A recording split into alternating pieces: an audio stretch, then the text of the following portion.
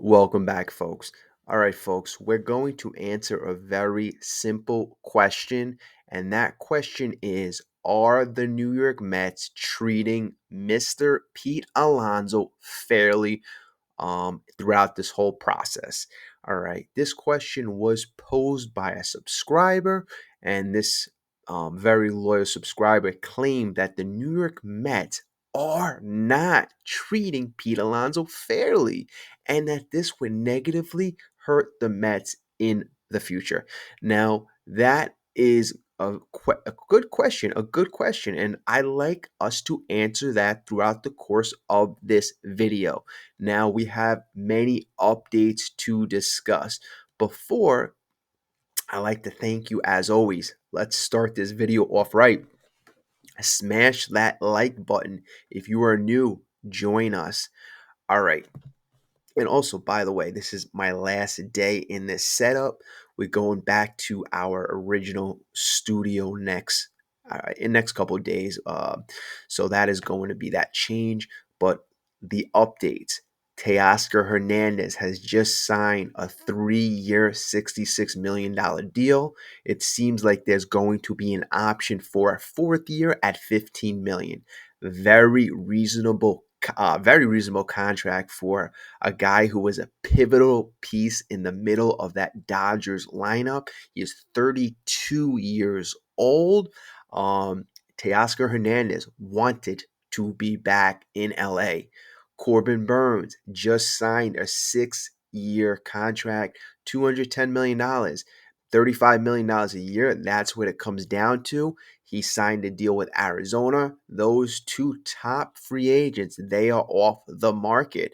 Both signed lower contracts than initially believed. I mean, Corbin Burns signed for less years and less total dollar value than Max Fried, and Max Fried was a year older than Corbin Burns, so that is a bit surprising.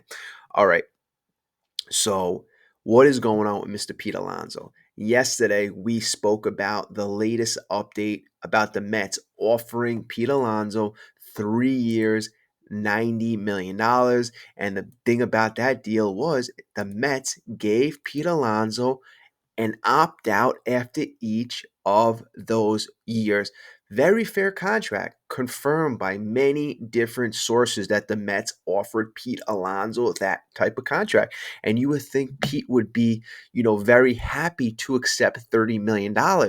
That would make Pete the highest first baseman in all of baseball. I mean, that would make him higher than Vladimir Guerrero, as we've spoken about, Freddie Freeman. It would make him higher than Bryce Harper. All guys that he is not a better first baseman than, but the Mets would do him that honor, that respect. But apparently, the Mets have a sizable gap. We've been hearing this. Boras and Alonso want 175 million to 200 million dollars. As we stated yesterday, there is not much precedence for first basemen 30 years or older for getting long-term contracts at all. At all. I found 5 examples yesterday in the last 30 years. Freddie Freeman, Paul Goldschmidt, Albert Pujols, Ryan Howard, and Miguel Cabrera. Um, Freddie Freeman and Goldsmith, those are the two guys that have had success with their contracts, but they are both gold glove winners, MVPs. Those guys are athletic. Pete Alonso profiles more like a Ryan Howard, more like a Miguel Cabrera, that big burly type of body frame. And those guys failed miserably after age 31. Putrid numbers after 31. It's just very hard to fathom that Boris would want Pete Alonso to receive a contract that is not conducive what historically would say you give Pete Alonso. I mean, history has said that giving a guy like Pete Alonso a long-term contract is a big fail. Now, let's get back. We are going to have drips and drabs of why the Mets, answering the question, have the Mets been good to Pete Alonso? Now, here's the first thing. The Mets offered Pete Alonso a 7-year, $156 million contract. That is a very fair number. They look to lock him up long term. They look to make Pete a lifetime Met. Pete rejected that contract, said, no, I don't want it. I want more. I want to be paid like a superstar. Then he proceeded to go out in 2024 and have his worst career year. Now, New York Mets didn't pivot, said, "You know what, Pete, we still want you." They made it known. They made it known publicly. David Stearns went out and said, "Pete, we still want you." So Scott Boras and Pete Alonso have no market, but David Stearns and the Mets have kept first baseman open and have somewhat established a tiny market for Pete, established tiny interest. So the Mets have done him a favor, already offered him that big long term contract. He's kind of spit in the Mets' face, said, no, it's not good enough. Then they said, hey, Pete, in the beginning of the free agency, all these teams aren't interested, but we are still interested. Then they communicated to Pete saying, will we want to match whatever you offer. We want to try to match. Then Pete said, okay, we will come back to you with any final offers. So the Mets gave Pete that type of peace of mind and that type of respect. Then now the Mets gave him a very fair $30 million a year offer for 3 years and didn't just say, hey, Pete, here's an opt out after year one. Said, here's an opt out after year one and year two, and obviously year three. Guaranteed the man $90 million over 3 years. I mean, if I'm Pete, the Mets, in my opinion, have been more than fair. This is a business, folks. This is a business. History has shown all teams. That's why all of MLB has put up their hands and they're saying that Pete Alonso is not a good long term investment. 1 or 2 years, yeah, that's fine. But Scott Boras has made it perfectly clear, perfectly clear. And Scott Boras he has a lot to be blamed for in this specific, I would say, abysmal negotiation strategy. But Scott Boras made it known that my client wants 7 to 8 years and $200 million. At least 175 is that's the new number that's been coming out as of late. That's why the sizable gap. Mets are at 90 million. The Pete's bottom number. Bottom number is 175. Could they come together? 125, 150, 140. Is there some sweet spot? Maybe, but why should the New York Mets, after offering him several contracts, them being the only team interested right now, and then them knowing that history doesn't predict that this will work out well. I mean, with that 7-year contract that the Mets initially offered, they knew the last 3, 4 years that Pete Alonso wouldn't produce, but they still chose to give him that good faith offer. Pete right now, I think really has to look in the mirror and at least be somewhat confident in his abilities and say, you know what, the market is not there. I will be paid the highest paid out of any first baseman. I will make $30 million.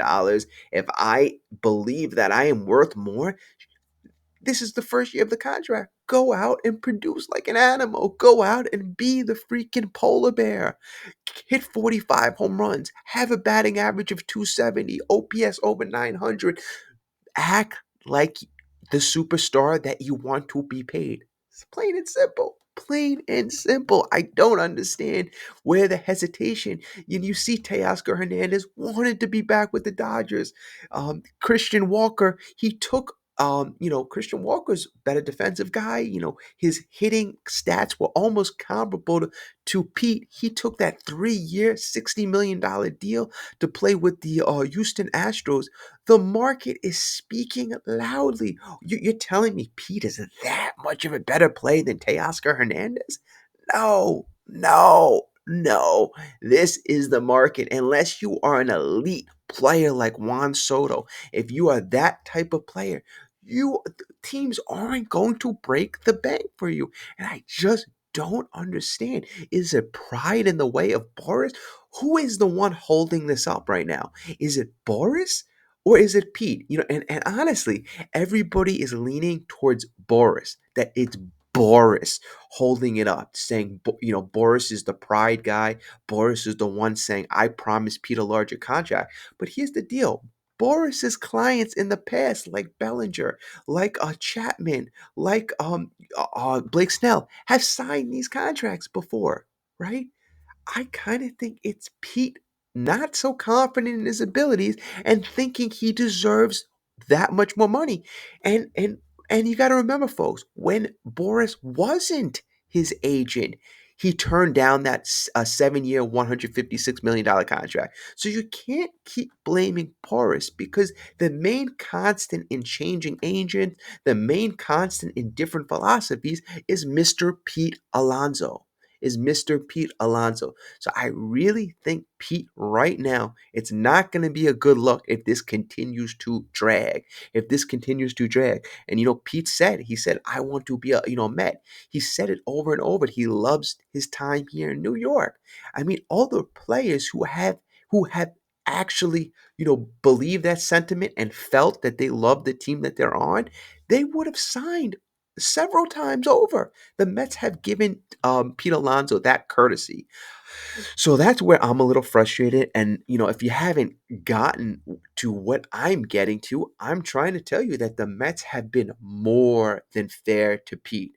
They could have pivoted in the beginning of this offseason. They could have pivoted.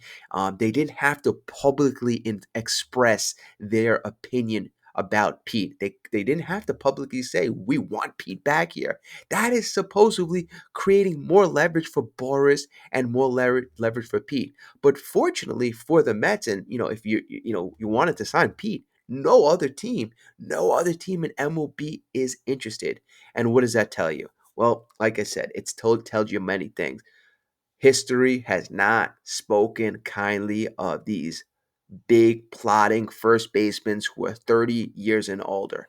Now, why are some Mets fans mad? Why do some Mets fans even have this opinion that the Mets are mistreating Pete Alonso? Now, I'm looking at a lot of articles coming out, and they are really kind of painting the Mets in a not so great light. And I'm not sure if those are Boris people. Like the latest thing that I see is New York Mets hand Pete Alonso surprisingly low offer. So you hear that, and if you're a fan of Pete Alonso, you're like, why are the Mets balling Pete Alonso? He's a longtime Met. He should be a career Met, but they don't see the big picture that you're only worth as much as the market says you're worth. The Mets aren't going to bid on themselves. Then what happens to if you're a homegrown guy, what happens to the next homegrown guy that you need to pay? And then another thing I hear is, oh, the Mets just paid Juan Soto almost $800 million, and there's no money for Pete. That is unacceptable. That's not how things work. Pete, Juan Soto is a generational superstar. He's one of the marquee faces of MLB. He's 26 years old. He's a World Series champion. He's a guy who literally on base is 421 career on base. He is in a different stratosphere as Mr. Pete Alonso. It's so, I mean, and then you hear that Spock track and all these other prognosticators predicted that Pete should get 6 years, $174 million. That means nothing. And then another thing that I keep seeing with all these new articles, pro Pete articles, are saying, there's a little detail. They are saying a 29-year-old Pete Alonso should be getting this contract. First of all, let's stop it with that. Pete turned 30. And even when he was 29 in November, he turned 30 in December, to be clear. But even when he was 29 in November, it was very kind of like silly, to say, oh, a 29-year-old Pete should make this contract. He was going to be 30 by the time the season started. In fact, he's going to be 30 in 30 and 4 months, 30 and 5 months, so almost 30 and a half. So he's a 30-year-old, folks, a 30-year-old. So I keep seeing that in many of these pro Pete articles. 29-year-old first baseman, you're going to get him for age 29. No, you're getting for age 30 and a half. So let's get that clear. Um, so, folks, let me know what you think. Have the New York Mets be fair, be honest. If you disagree with me, that's fine. That's fine. This is what our the cool thing about our channel. We can disagree with each other, and I love the feedback. I love the commentary. I thank all the new members for becoming members of the channel, and also too, if you do become a member, it does help support the channel tremendously. Um, you know, uh, as I'm going through this endeavor of having a channel, it's going to be 2 years. This actually going to be 2 years as of tomorrow, which is crazy. 2 years as of tomorrow, but I'm learning all these things that I need to do as a content creator. So it costs a little bit of money. All right, so I do appreciate that. All right, folks, we're gonna end it off here. Um, the agent, free agents are coming off the board. Free agents are coming off the board. What is going to go? What is the move of Pete Alonso? Is there a dark horse? Is there a dark horse? Or are the Mets going to pivot? And I'm going to say this over and over. The only acceptable pivot that we've seen, there might be a trade that's under the radar, but I'm saying if you can get an Alex Bregman at a 4 or 5 year contract, because I'll tell you, the guys that I've seen at Alex Bregman's age, so age 30, age 31, and you sign them to a 4 or 5 year contract, which can be construed as a long term contract, guys with gold glove capabilities, guys who are athletic, guys who aren't all about power, they've profiled fairly decent over these long term contracts. Just example, Chipper Jones signed a 6 year contract in his 30s. Nolan Arenado, he's a different. He's projecting a little bit different, but he's been fairly, I guess, fairly decent thus far. Had one slow year last year, but Adrian Beltre, he signed a contract after 30. Josh Donaldson, he signed a 4 year contract when he was 32. He did decent until he got to the Yankees, but by then, I guess he was at the tail end of the contract. But we're not expecting to sign Bregman after 36. If you sign him for age 31, 32, 33, 34, that's your 4 year contract right there. That's your 4 year contract right there. And if you want to give him an option for a fifth year, then he would have to hit some milestones. And if he had hit those milestones in year 4 and prove that he was able to produce at a high level, then you pay him like the Dodgers do with Teoscar Hernandez. You give him a lesser value for that fifth year. So if you're paying close to 30 million, then you give him maybe 20 million for his fifth year, which for a 36-year-old in 5 years down the line may not be so bad. So, those are different options right there. Those are different options right there. But I'm telling you right now, the Mets have to continue to be shrewd. They have to continue to not bid against themselves. Who else is interested in Pete Alonso right now? And I don't think the Mets deserve any blame. I think the Mets have helped Pete Alonso tremendously. They didn't, like I said, they didn't have to say they were interested in Pete. They could have pivoted. They could have went after Bregman the whole time. But the Mets were always conscious of what Pete Alonso meant to this organization, to this franchise. And in a way, is Pete Alonso trying to take advantage of that? Is Pete Alonso trying to take advantage of that and paint the Mets in a bad light? Because I'm wondering where the hell are all these negative articles, the Mets lowballing Pete Alonso? Folks, that was not a low ball offer. There's no market. There's no current market. So, I mean, for that story or many stories to come out about the Mets lowballing Pete Alonso, lowballing means that you're lowballing what the market price is. $30 million is overpaying for Pete. Overpaying. The Mets could say, "Hey, Pete, we'll give you 2 years, 60." They didn't even have to give him 3 years. The Mets don't have to give him an opt out after year one. This is a more than fair contract. And you know what? I hear people saying, you go to 4 years, 5 years. 5 years, I don't even want to hear about. 5 years, don't even want to hear about. But I don't even think the Mets should have to go to 4 years because that's bidding up against themselves. And then, if Pete Alonso craps out after age 31, like many examples in MLB history have. Ryan Howard, Albert Pujols, Miguel Cabrera, Mark Teixeira, very guys who have been capable superstars crapping out.